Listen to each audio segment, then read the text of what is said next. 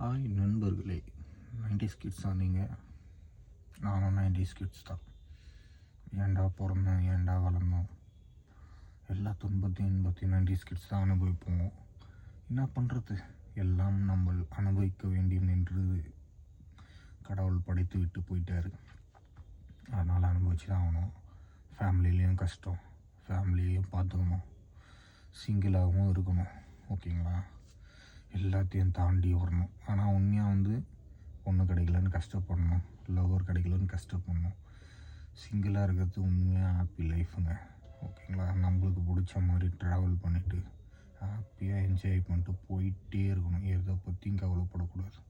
இருக்கிறது கொஞ்ச நாள் ஃபேமிலி, அம்மா அப்பாவை பார்த்துக்கிட்டு, ஃபேமிலியை பார்த்துக்கிட்டு ஜாலியாக இந்த உலகத்தை சுற்றி பார்த்துட்டு ஹாப்பியாக போயிட்டே இருக்கணும்.